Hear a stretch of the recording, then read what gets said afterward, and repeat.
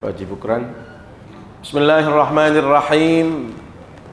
Assalamualaikum warahmatullahi wabarakatuh. Alhamdulillahi rabbil alamin. Wabihi nasta'inu ala umuri dunya waddin. Wassalatu wassalamu ala ashrafil anbiya'i wal mursalin, Sayyidina wa habibina wa syafi'ina wa maulana Muhammad wa ala alihi wa sahbihi ajma'in. Amma ba'du. Yang kami hormati para pejabat di lingkup Dinas PUPR Provinsi Nusa Tenggara Barat, Pak Haji Bukran selaku MC dan senior yang kami hormati, singkatnya hadirin hadirat, jamaah keluarga besar PUPR Provinsi Nusa Tenggara Barat yang berbahagia. Alhamdulillah, segala puji bagi Allah Subhanahu wa taala yang terus menerus menganugerahkan kepada kita semua beragam kenikmatan. Berbagai macam karunia Allah Subhanahu wa taala kita rasakan dalam kehidupan ini. Saya tidak bisa membayangkan kalau saat ini ada di antara personil kita yang tidak mendapatkan nikmat seperti kita. Taruhlah tadi dia tertidur pulas sehingga sampai saat ini belum bangun-bangun. Artinya dia tidak mendapat kesempatan untuk bernapas kembali, beraktivitas kembali, apalagi hadir di majelis yang mulia ini. Karena kita tahu hadirat Allah, yang namanya kehidupan itu selalu saja ada ujiannya. Tidak ada manusia yang tidak diuji oleh Allah Subhanahu wa taala. Allah Subhanahu wa taala di dalam surat Al-Anbiya ayat 35 menegaskan, wa nabluukum bisyarri wal khairi fitnah.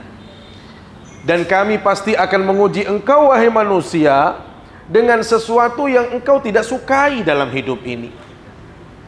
Kematian, saya pikir tidak ada orang yang berani minta untuk mati saat ini. Ada ibu-ibu yang request mati? Nggak ada ya. Apalagi posisi sedang bagus, pekerjaan juga banyak. Itu saya pikir tidak mungkin kita minta mati. Hilangnya rizki, berkurangnya kekayaan, sakit dan lain sebagainya, itu adalah merupakan ujian yang tidak mengenakkan. Jadi tidak ada orang yang menginginkan ujian seperti itu, tetapi Allah selalu menghadirkan itu dalam kehidupan kita. Ternyata ujian itu bukan sebatas hal-hal yang kita tidak inginkan. Wal khairi fitnah. Hal yang kita inginkan, yang dicita-citakan oleh manusia, itu juga ujian. Harta, kekayaan, jabatan, posisi, status sosial dan lain sebagainya, itu semua juga ujian. Karenanya hadirat Allah, segala bentuk ujian itu tujuan Allah adalah bagaimana kita di dalam menyikapi ujian itu selalu menghadirkan kebajikan dan kebaikan. Makanya Rasul sallallahu alaihi wasallam mengatakan, ajaban li amril mu'min inna amrahu kullahu lahu khair. Menakjubkan orang-orang yang beriman itu, selalu mengagumkan. Kenapa dikatakan menakjubkan urusan orang-orang yang beriman? Karena segala sesuatu yang terjadi dalam kehidupan ini selalu dia sikapi dengan baik. Bayangkan bila mana kita mendapatkan musibah, bila mendapatkan sesuatu yang kita tidak inginkan, yang kita tidak kehendaki dalam hidup ini, kita bersabar. Itulah yang menjadikan manusia itu baik di hadapan Allah. Dan bila mana kita mendapatkan sesuatu yang kita idam-idamkan, sesuatu yang kita cita-citakan, kita dapatkan dari Allah SWT, maka sebagai orang yang beriman selalu menunjukkan rasa syukur dalam kehidupannya. Maka inilah yang menjadikan manusia itu selalu baik di hadapan Allah. Karena itu dipastikan pagi hari ini kita yang hadir, walaupun kita tahu ada kesibukan-kesibukan yang lain, Allah, tetapi kita alhamdulillah diberikan kesempatan untuk hadir di majelis ilmu, hadir di tempat kajian-kajian seperti ini, hadir untuk mendengarkan kebaikan, itu adalah nikmat yang sangat besar yang Allah berikan kepada kita semua. Salawat serta salam selalu kita sampaikan ke hadapan baginda Rasulullah sallallahu alaihi wasallam. Jangan malas untuk bersalawat, jangan lupa bersalawat, jangan alergi untuk menyebut nama baginda Rasul sallallahu alaihi wasallam. Ingat Bapak Ibu yang dimuliakan Allah, apapun yang kita lakukan, apapun yang kita hadapi dalam kehidupan ini, salah satu yang menjadikan kegiatan kita itu berkah dan dimudahkan oleh Allah, dan di sisi yang lain dosa-dosa kita juga akan diampunkan oleh Allah Subhanahu wa taala bila mana kita memperbanyak bersolawat atas baginda Rasulullah sallallahu alaihi wasallam. Terlebih lagi hari ini adalah hari Jumat. Rasul sallallahu alaihi wasallam secara spesial mengingatkan, inna min afdali ayyamikum yaumal jum'ah. Sesungguhnya hari yang paling istimewa di antara hari-hari yang ada itu adalah hari Jumat. Kenapa? Fihi khuliqa Adam. Hari Jumat ini Nabi Adam diciptakan oleh Allah Subhanahu wa taala. Wa fihi udkhilal jannah. Hari Jumat Nabi Adam itu dimasukkan oleh Allah ke dalam surga. Wa fihi ukhrija minha. Dan di hari Jumat juga Nabi Adam dikeluarkan dari surga setelah dia melakukan pelanggaran terhadap Allah Subhanahu wa taala. Dan ingat Bapak Ibu yang dimuliakan Allah SWT, seringkali saya mengingatkan jamaah, la taqumus sa'atu illa fi yaumil jumu'ah, dan tidak mungkin hari kiamat itu akan datang kecuali datangnya hari kiamat itu pada hari Jumat. Maka tentu ikhtiar kita saat ini, kehadiran kita di sini adalah sebagai cara kita mengantisipasi. Yang kita khawatirkan jangan-jangan kiamat datang secara tiba-tiba, karena ini adalah hari Jumat. Makanya dulu orang tua kita, nih orang-orang tua kita kalau hari Jumat selalu mengingatkan kita, nak banyak-banyak baca Yasin, nak banyak-banyak baca surat Al-Kahfi, nak banyak-banyak baca serakalan, nak banyak-banyak berzanji, banyak-banyak zikir. Kenapa? Karena ini hari istimewa, dan jangan sampai kita menghadirkan satu kegiatan yang percuma, yang tidak ada nilainya di hadapan Allah. Makanya dulu kita kalau naik pohon di hari Jumat, nak dendek taik lulun kayu anak, laun teri. Dapa yo ni, laun teri mana? Padahal yang namanya jatuh itu kan tidak harus hari Jumat. Tergantung hari kapan kita naik pohon, peluang untuk kita jatuh juga hari itu. Tetapi kenapa kita tidak boleh melakukan kegiatan yang sia-sia? Karena ini hari istimewa, hari spesial. Perbanyaklah kita bertaqarrub kepada Allah, perbanyak bersolawat kepada baginda Rasul, dan inilah waktunya hari kiamat itu akan terjadi, kata Rasul sallallahu alaihi wasallam.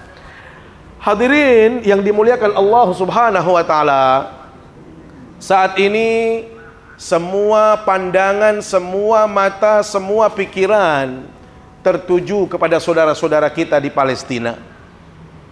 Kita menyaksikan bagaimana kejadian yang ada di Palestina. Saya pikir semua ibu-ibu pasti bersedih, pasti menangis bila mana kita melihat ada anak-anak kecil yang tidak berdosa, yang harusnya dia benar mendapatkan perhatian dan kasih sayang dari seorang ibu, ternyata ibunya sudah mendahului dia. Atau bagaimana perasaannya seorang ibu yang mendambakan anak yang mungkin saja di antara mereka sudah lama menikah, ingin mendapatkan keturunan, anak satu-satunya mati seketika karena bom yang dilakukan oleh Israel. Bahkan dalam rilis terbaru Allah, hampir dalam setiap menit itu ada nyawa yang melayang. Apakah itu anak-anak, ibu-ibu, orang tua, siapapun itu bisa menjumpai yang namanya kematian karena bombardir dari Israel, karena kebiadaban Israel, keganasan Israel itu bertubi-tubi tanpa mengenal siapa, di mana harus menjatuhkan bom. Hadirin yang dimuliakan Allah Subhanahu wa taala, karena itu menarik untuk kita bahas pada kesempatan ini, siapa Bani Israel? Siapa Yahudi itu? Kenapa seperti itu perilakunya? Hadirin rahmati Allah Subhanahu wa taala, kalau kita berbicara Yahudi itu tidak bisa dilepaskan dari Bani Israel. Bani Israel sendiri rahmati Allah, kalau Bani itu artinya keturunan. Israel itu dinisbahkan kepada Nabiullah Ya'qub alaihi salam dan keturunan-keturunan beliau. Itulah kira-kira yang dimaksud dengan Bani Israel. Ini menunjukkan bahwasanya Bani Israel ini adalah datang dari keluarga yang baik-baik. Karena rata-rata Bani Israel ini banyak yang dijadikan nabi oleh Allah Subhanahu wa taala. Karena itu dalam sejarah kita temukan ada di antara mereka yang benar-benar beriman kepada Allah, mengakui kenabian Nabi Musa, tetapi banyak di antara mereka yang kufur, bahkan tidak beriman kepada ajaran yang dibawa oleh Nabi Musa. Karena itu dalam Al-Quranul Karim surat Al-Baqarah ayat 47, Allah Subhanahu wa taala memberikan gambaran kepada kita tentang Bani Israel. Bismillahirrahmanirrahim. Ya Bani Israel, adhkuru ni'mati allati an'amtu alaikum wa anni faddaltukum 'alal 'alamin.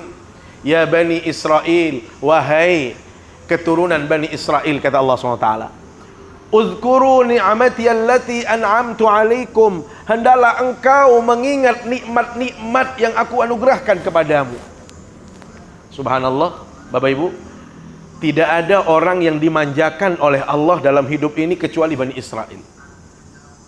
Mungkin mereka di antara hamba-hamba Allah yang benar-benar dimanjakan, bahkan mungkin kalau boleh mengatakan Allah begitu sabar menghadapi orang-orang yang disebut dengan Bani Israel. Coba di dalam Al-Quran disebutkan secara runut bagaimana cara Allah menghadirkan nikmat-nikmatnya kepada Bani Israel dan bagaimana sikap mereka terhadap nikmat-nikmat Allah. Wa idh najjaynakum min ali fir'aun yasumunakum su'al 'adzab يذبحون أبناءكم ويستحيون نساءكم وفي ذلكم بلاء من ربكم عظيم وإذ فرقنا بكم البحر فأنجيناكم وأغرقنا آل فرعون وأنتم تنظرون وإذ واعدنا موسى 40 ليلة ثم اتخذتم العجل من بعده وأنتم ظالمون ثم عفونا عنكم من بعد ذلك لعلكم تشكرون وَإِذْ آتَيْنَا مُوسَى الْكِتَابَ وَالْفُرْقَانَ لَعَلَّكُمْ تَهْتَدُونَ. Panjang ayatnya, itu semuanya berbicara tentang nikmat yang Allah berikan kepada Bani Israel. Bahkan terjadi dialog antara Nabi Musa dengan Bani Israel dan Nabi Musa dengan Allah Subhanahu wa taala. Mulai Allah menyebutkan wa idz najjaynakum, ingatlah wahai Nabi Musa dan Bani Israel, dikala Allah menyelamatkanmu dari kekejaman Fir'aun. Bayangkan di zaman Fir'aun mereka dihinakan oleh Fir'aun. Setiap anak yang lahir, kalau itu laki-laki langsung disembelih sama Fir'aun. Sehingga yang dibiarkan hidup dari kalangan Bani Israel itu hanya perempuan saja. Dan bisa dibayangkan di saat mereka akan ditenggelamkan, akan tenggelam ke dasar lautan, untung ada Nabi Musa dengan tongkatnya, sehingga mereka bisa diselamatkan dari bencana banjir atau dari bencana laut. Ternyata apa kata Allah? Coba engkau bersyukur. Bukannya mereka bersyukur, bukannya mereka kembali kepada Allah. Ternyata setelah Nabi Musa berangkat menuju Allah 40 hari meninggalkan mereka, pesan Nabi Musa itu agar mereka beriman kepada Allah. Ternyata mereka kembali menyembah anak sapi yang mereka anggap sebagai Tuhan. Karena itu Allah SWT mengingatkan, engkau ini orang-orang yang zalim, tapi dimaafkan lagi oleh Allah SWT. Apa tujuannya? Supaya mereka ingat kepada Allah, kembali kepada Allah, bisa mensyukuri nikmat-nikmat Allah. Hadirin Allah, apakah cukup sampai di situ? Tidak. Ternyata dia diberikan lagi nikmat yang luar biasa. Wa dhallalna 'alaikumul ghamam. Allah menaungi orang-orang Bani Israel ini dari terik panas matahari. Bayangkan di Arab dulu itu panas teriknya luar biasa. Kita saja walaupun sekarang ini sudah musim hujan atau mau mulai hujan, kadang-kadang jam-jam tertentu kita sudah tidak berani keluar rumah, keluar tempat kerja. Kenapa? Kepanasan kita. Ternyata mereka diistimewakan oleh Allah. Kemana mereka pergi berkelompok, itu ada naungan di atas langit sana. Ada tempat berteduh, terus kemana mereka? Masya Allah. Kira-kira kalau kita punya seperti itu, payung berjalan, senang apa tidak? Hah? Wah, nggak perlu kita cari kipas-kipas, Bu ya. Tidak perlu kita harus cari pendingin. Kenapa? Kemanapun kita pergi selalu dibayang-bayangi dan dinaungi, ya, selalu kita dijaga oleh Allah SWT. Apalagi wa dhallalna 'alaikumul ghamam wa anzalna 'alaikumul manna wassalwa. Dari langit itu diturunkan makanan yang super lezat. Apa itu? Makanan yang sangat manis dan sangat baik untuk kesehatan. Itu laksana madu. Jadi madu diturunkan, kemudian ada lagi burung puyuh yang mohon maaf, itu burung yang muda-muda itu lebih banyak daripada yang kita lihat. Misalnya di pohon itu numpuk, saking banyaknya dia boleh memakannya, dia bisa mengambilnya, menyembelihnya, menikmati. Bayangkan wahai Allah, siapa yang tidak senang, Pak Haji Bukran, bila difasilitasi oleh Allah madu di mana-mana, ya, burung seperti darah di mana-mana. Kira-kira senang? Kalau punya seperti itu, apalagi madu. Ya, kita kadang-kadang sulit mencari madu. Kita kalau nih aja kadang-kadang kita beli itu di jalur yang di sini nih, apa di Karangsukun apa itu. Sulit. Kadang-kadang kita mana yang asli, dia bilang yang ini setengah asli, ini yang super sulit. Ternyata mencari madu yang asli itu kalau bawa ke rumah istri marah baru yang namanya asli. Ya Bu ya? Ya Bu ya? Jadi kalau hanya masih di masjid, dibicarakan, di kantor, itu enggak asli. Tapi kalau sudah bawa yang asli, ibunya marah, itu asli Pak. Itu cara menguji madu asli atau madu palsu. Ya. Tapi yang terjadi pada zaman Nabi Musa itu adalah benar-benar asli, diturunkan oleh Allah. Apa tujuannya? Supaya mereka pandai bersyukur kepada Allah SWT. Ternyata nyatanya mereka tidak bersyukur, mereka jauh dari Allah SWT. Bahkan kata Allah, sampai-sampai dalam ayat disebutkan, wa idz qultum ya Musa lan nu'mina laka hatta narallaha jahrah. Nabi Musa, kami tidak akan pernah beriman kepada Allah sebelum saya jumpa langsung dengan Allah. Coba lihat bagaimana kufurnya, bagaimana ingkarnya Bani Israel. Sudah diberikan fasilitas, semua yang dia inginkan dikasih oleh Allah, ternyata dia tidak beriman kepada Allah SWT. Karena itu Allah, kalau ada dalam kehidupan kita, di kantor kita, di tempat kerja kita, atau mungkin tetangga kita yang mohon maaf sudah dikasih tahu, sudah diberitahu, sudah diajarkan, enggan juga dia melakukan kebaikan itu, bahkan dia menunjukkan kesombongan dalam kehidupan kita, saya khawatir jangan-jangan ada keturunan Fir'aun dan Bani Israel dalam diri orang tadi. Ya, makanya bisa kita lihat di kantor-kantor atau di mana-mana, kalau ada orang yang pengkung-pengkung gitu ya, yang nggak mau diajak kebaikan, diajak untuk melakukan amal saleh, saya khawatir jangan-jangan di situ ada keturunan Bani Israel. Hadirin Allah, inilah potret Bani Israel yang selalu sombong dalam kehidupannya. Karena itu hadirin Allah, kita jangan mengikuti. Jadi apa yang terjadi saat ini juga bisa menjadi pelajaran bagi kita. Apa itu? Paling tidak jangan mengikuti model Bani Israel, orang-orang Yahudi di dalam menjalani kehidupan. Mereka selalu sombong, tidak taat, tidak mau melakukan kebaikan, bahkan tidak mau beribadah kepada Allah SWT walaupun Nabi sudah datang. Sehingga yang terjadi kemudian adalah karena kesombongannya menjadikan dia menolak kebenaran-kebenaran itu. Ingat kata Rasul sallallahu alaihi wasallam, Bapak Ibu, la yadkhulul jannata man kana fi qalbihi mithqala dzarratin min kibr. Tidak akan masuk surga seseorang yang bila mana di dalam hatinya ini masih dia simpan kesombongan, walaupun kesombongan itu sebesar biji zarrah, sebesar atom sekalipun. Bapak Ibu, kalau kesombongan ini masih nempel dalam hati kita, maka itu akan menjadi penyebab kita untuk tidak masuk surga. Bisa dibayangkan, sekecil itu saja bisa menjadikan kita terhalang masuk surga. Bagaimana dengan orang yang perilakunya setiap saat sombong, setiap hari menunjukkan kesombongan, mentang-mentang dia sudah menjadi pejabat, padahal baru selepel kasih, kadang-kadang noaknya Masya Allah. Ya kan, ada orang, bukan di PU maksudnya, di luar sana, itu Masya Allah jalannya aja beda. Oh, dan baru jadi kasih, belum jadi kabid, belum jadi kepala dinas, ya sudah Masya Allah gayanya, cara jalannya, ngomongnya, gaya sekali, luar biasa. Ya, padahal apa yang kita sombongkan dalam hidup ini? Ya, ingat rahmat Allah, kalau dalam surat Al-Baqarah yang menjadi renungan kita ayat 28, Allah Subhanahu wa taala mengingatkan kita, kaifa takfuruna billah wa kuntum amwata. Manusia, apa alasan kita untuk ingkar kepada Allah? Apa yang menjadi alasan untuk kita sombong di hadapan Allah? Kenapa? Kuntum amwata. Kita ini dulu tidak ada, Bapak Ibu.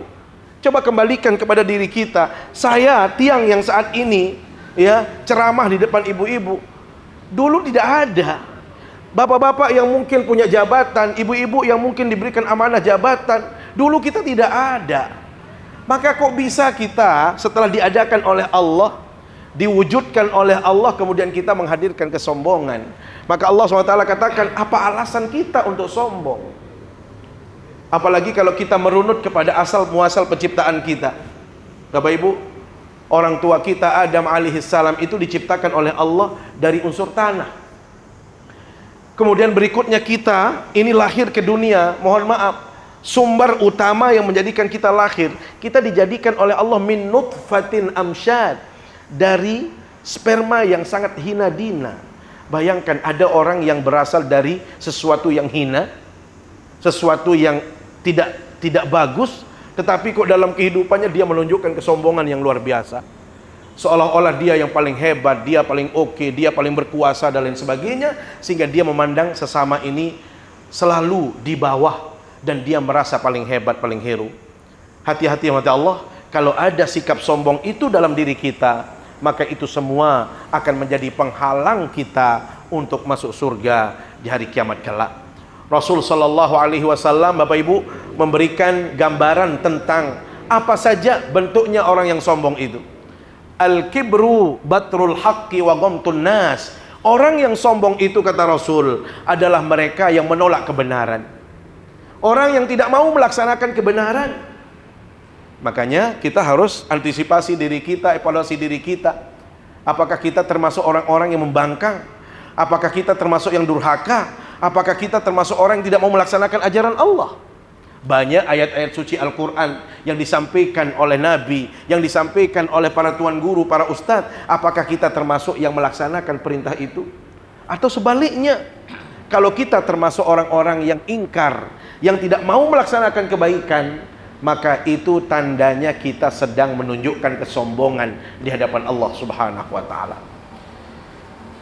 Kemudian apa kategori orang sombong itu? Yang kedua, wa ghamtun nas.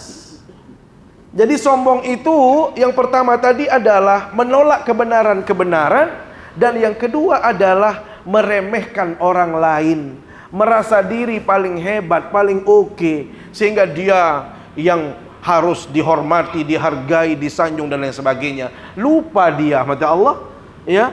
Padahal segala sesuatu yang kita miliki ini adalah milik Allah Subhanahu wa ta'ala. Karena itu hati-hati dalam kehidupan kita mata Allah, jangan sampai kita dihinggapi oleh rasa sombong tadi. Karena kesombongan inilah yang ditampakkan oleh Fir'aun. Yang kedua mata Allah, yang menjadi pelajaran bagi kita untuk kita hadirkan dari apa yang terjadi saat ini. Kalau tadi jangan sampai kita menjadi orang-orang seperti Bani Israel dalam kesombongannya. Termasuk yang kedua, Allah, jangan sampai kita kufur nikmat. Allah sudah memberikan kepada kita, subhanallah, nikmatnya luar biasa. Allah subhanahu wa ta'ala mengingatkan kepada kita, Bapak Ibu, wa in ta'uddu ni'matallahi la tuhsuha. Sekiranya kita coba menghitung satu persatu, menguraikan satu persatu, berapa nikmat yang sudah kita terima.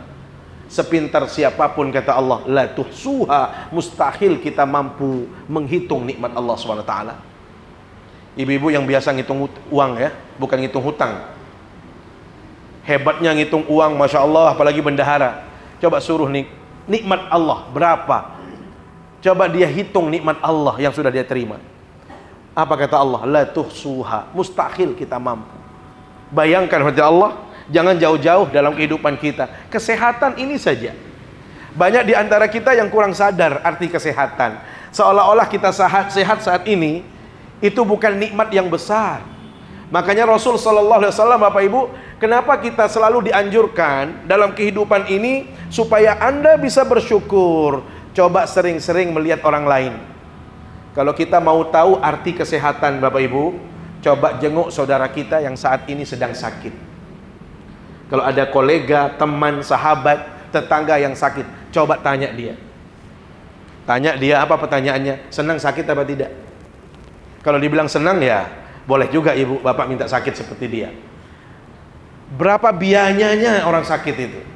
Bayangkan kalau jantungan, ya, kalau sudah sakit-sakit yang seperti tadi, itu biayanya juga mahal. Coba tanya pasien-pasien yang cuci darah. Cuci darah itu tidak enak.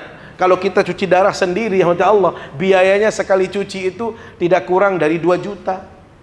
Bayangkan kalau seminggu kita 2 kali, itu sudah 4 juta seminggu. Sebulan berarti 4 kali 4, 16 juta. Setinggi apapun jabatan kita habis sebulan itu, ya, gaji kita setahun habis sudah itu dengan untuk kita merawat diri kita sebulan. Tapi ada di antara kita yang kadang-kadang ngeluh saja dalam hidup ini. Begitu ketemu teman, aku jangan sekedik-kedik, ya Allah, selalu mengeluh. Kok nggak pernah dia mengatakan alhamdulillah hari ini saya bahagia, hari ini saya dapat nikmat, hari ini. Makanya kenapa dalam hadis Rasulullah SAW, setiap kita bangun tidur, kita mengucapkan alhamdulillahilladzi ahyana ba'dama amatana wa ilaihin nur. Seharusnya kita bahagia. Ya Allah, untung masih tahu menapas. Kan belum? Andai ini labir baru, andai Allah saja apa? Coba. Ini napas ini saja mahalnya luar biasa, ya Allah. Nggak ada orang yang mau mati dan tidak ada yang dijual juga yang namanya nyawa. Saya tadi sudah contohkan, pagi-pagi kita sudah pengajian sama beliau di di Masjid Gomong. Bapak Ibu mungkin yang pernah mendengar saudara kita 3 atau 4 hari lalu namanya Lalu Satriawandi. Itu beliau satu anggota DPRD Provinsi Nusa Tenggara Barat fraksi Golkar. Beliau itu juga sekretaris parti Golkar. Masih muda, 52 tahun. Konon saya dapatkan informasi jam 12 malam itu masih beliau diskusi dengan konstituen beliau. Segar. Ternyata jam 3 itu beliau sudah tidak ada lagi nyawanya. Dia hanya bangunkan istri untuk dikerokin sedikit langsung meninggal. Bayangkan, tidak ada tanda-tanda untuk meninggal dunia. Lihat, artinya apa kata Allah? Kematian itu bisa datang tiba-tiba. Jadi dia tidak mengenal usia kita berapa, status kita apa. Kalau sudah meninggal dunia kata Allah, maka kita tidak bisa melakukan apapun jua. Karena itu, jangan sampai kita selalu mengeluh dalam hidup ini, seolah-olah kita yang paling hina, seolah-olah kita tidak mendapatkan apapun dari Allah. Saya selalu katakan, teman-teman saya yang mohon maaf mungkin masih status pegawaiannya itu hanya P3K, atau mungkin masih honor, syukur. Bukan itu yang kita lihat, kita masih sehat. Ada orang yang gajinya 10 juta sebulan, 50 juta lalu sakit, milih 50, Mbak Pira gaji, saya kan sekedik-kedik di rumah sakit.